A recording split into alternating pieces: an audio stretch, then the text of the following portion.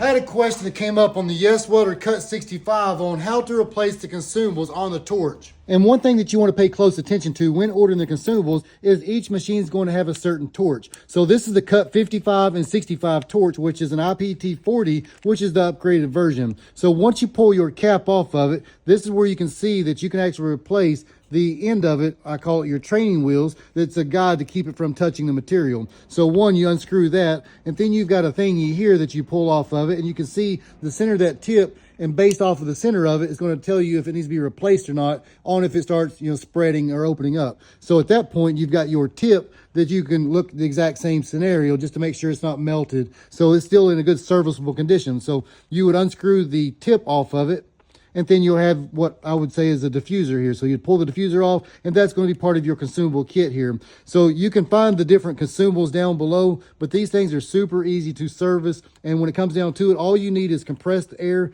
from your compressor, and that can be, from a pancake compressor if you're cutting very thin material. But if you're cutting thicker, like quarter, half, and larger, you probably want to step up your game on the compressor. And outside of that, the only thing that you would need to run this machine is going to be a 110 or a 220. This is a dual voltage, and it comes with its adapter. And outside of that, running your ground and having your good contact. Now, here's an example of what we use with the Cut 65 DS to cut. And this right here is one mark past 3/4 of an inch. So that's pretty thick. And here's a couple of cuts. So the very first pass attempting, it was actually cutting through it, except for the very end of it.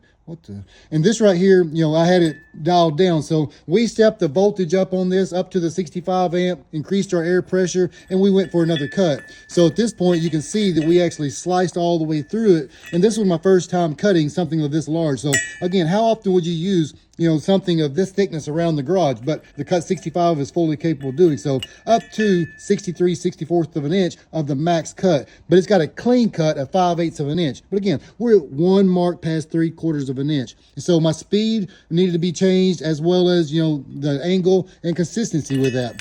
But then we went back and made another pass on it, on a longer pass, and that's a pretty clean cut with a straight edge. Now you see some dross on the base of it.